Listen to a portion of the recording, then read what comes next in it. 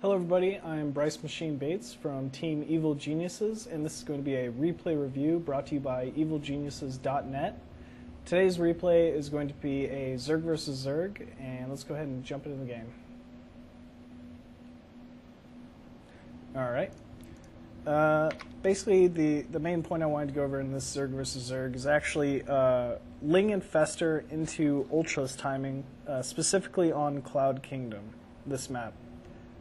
Much kind of like Entombed, there's actually two ramps on this map, one leading into your natural, one leading into your third, and yes, I know there's a second entrance over here, but it actually takes a lot of travel time for most players to actually move over there, so that's not really an entrance you see used a whole lot.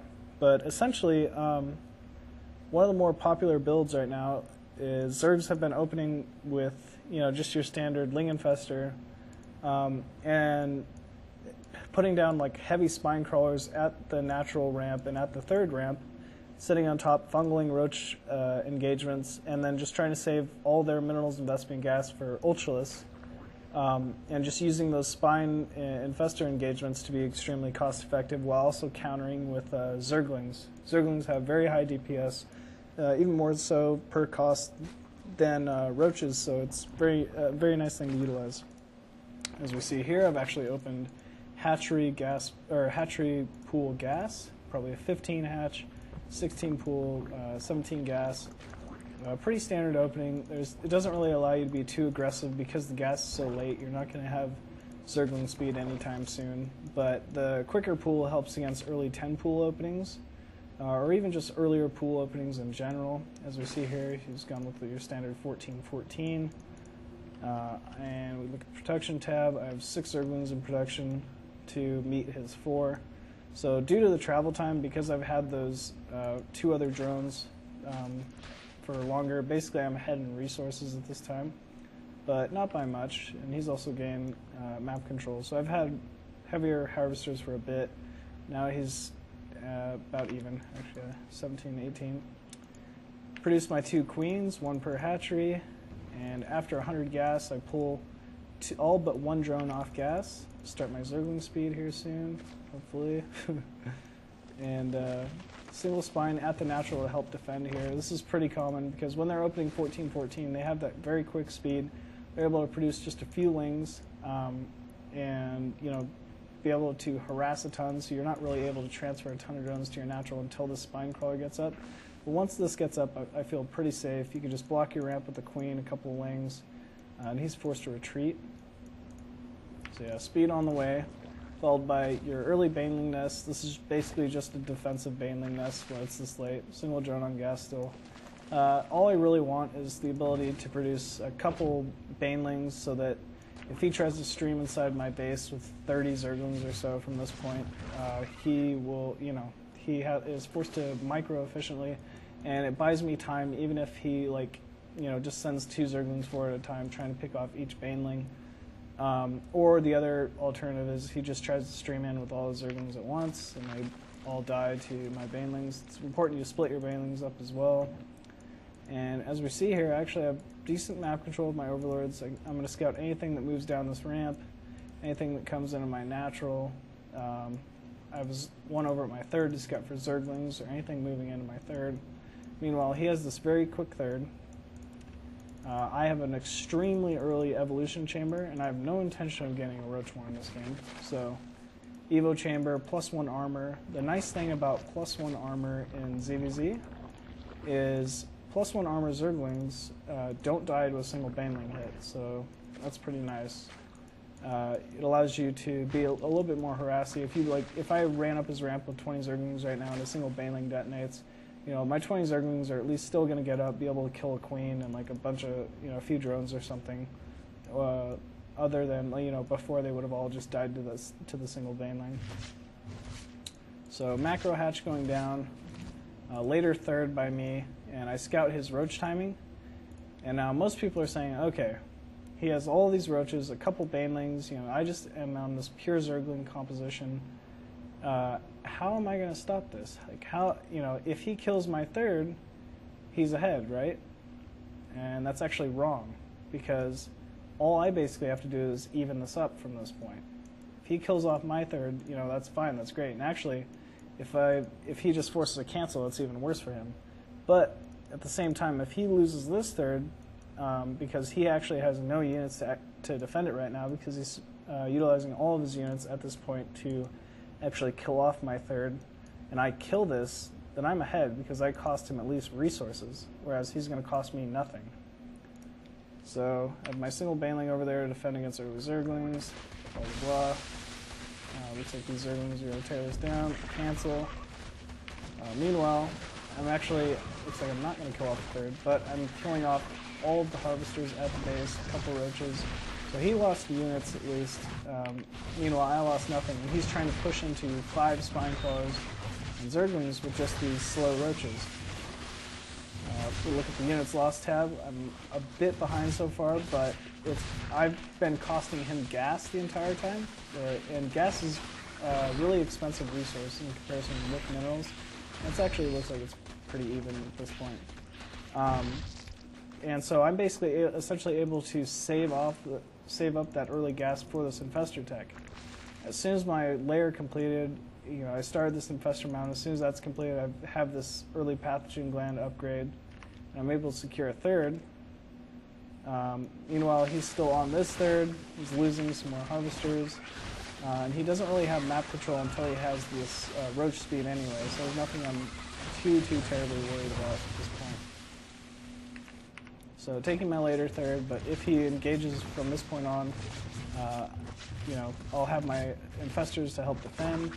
And, another key thing to note is once Pathogen Gland upgrade is about halfway complete, you want to start up your Infestor production, because that means they'll actually finish with the Pathogen Gland upgrade.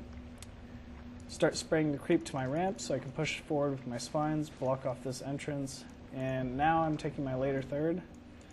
He has his third up, just now securing the Vespene Geysers at it, so I'm not too worried about his Vespene gas intake at this point.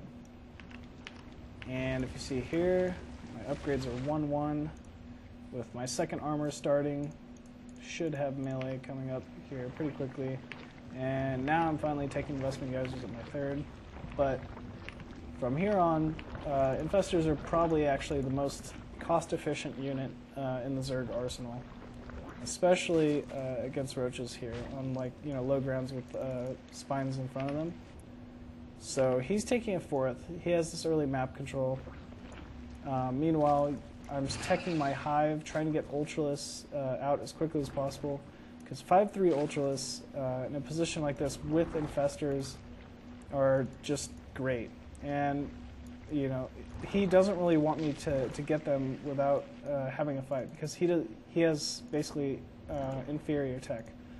Ultralisks with Infestors are always going to beat Roaches with Infestors, especially once you get the Ultralisk armor upgrade, and if you have better grades, upgrades in general. As we see here, he's just 2 attack upgrade to my 2-1, almost 2-2 here pretty soon. And I have, as soon as my Hive complete, I started an Ultralisk den, started my Adrenal Grounds. But as you see here, he's trying to move up my ramp. I just stream in Zerglings, spread out my Infestors, and basically just try to hit these fungals, and try to keep these Roaches fungal so that they can't even really move up against these spines. Now, I'm not going to lie, this was kind of a pretty big mistake by him. There's no real reason for him to attack yet until he had actually just gone and secured his fourth. But I think he knew I was going this Ultralisk tech and should have just focused on upgrades and maybe just spining up his own fourth, because once my Ultralisk tech's up, there's nothing he can really do. So basically, at this point in the game, Zerglings are essentially watered down supply. I'm able to scout his Infestors here with this Overseer, and I'm more than willing to trade some Zerglings for all of his Infestors. Try to keep that Infestor count pretty low, because I understand there's such a cost-efficient unit. And try to secure my fourth at the same time. Meanwhile, he's still pressuring me. He doesn't want me to get this these Ultralisks out, by any means. If you look at the production tab, 7 Ultralisks in queue. Looks like he will actually be able to pull off these Spineclaws here. But once these Ultralisks pop out and Shipness Plating finishes, I should be able to just mop this up no problem and then clear out his army. So my third falls, and Ultralisks are out. Good surround. Cancel my fourth. Now I can just double expand, kill off his army, kill off this exposed fourth, and just group up with my Infestors. Armor's just about to complete, so they should have 5 armor. And from here against, you know, what was it? 1, 2, you know, 1 armor, 2 attack roaches. They're not really going to do anything, especially with these fungals. It's very important that when you go Ultralisks, you're adding in Infestors. If I don't force fungals, he can kite me the entire time, and he can actually get the cost efficiency out of the engagements. But with fungals, he's not allowed to, you know, just kind of keep attacking, falling back. And Ultralisks, you know, obviously are very far superior because of the fungal as well. It allows for another sort of tier of splash, fungal plus Ultralisk splash, and you can kind of just mop up waves and waves of roaches. So his fourth falls. I feel like I need to just kind of fall back to my Infestors probably, and then group up energy, because basically because Infestors are driven by energy. Really, you know, you need energy in order for them to actually do damage, instead of actually putting them inside of the fight. If you're able to just keep all of your Infestors alive and keep utilizing more and more energy by infested Terrans or fungals, they kind of just have like infinite possibilities. You could really just kill, you know, so many waves of units with these Infestors by just falling back, waiting for your Infestors to have enough energy to fungal again, and then just you know, re-engaging. So you always want to engage until your Infestors have no energy, then fall back, and that's exactly what I'm doing.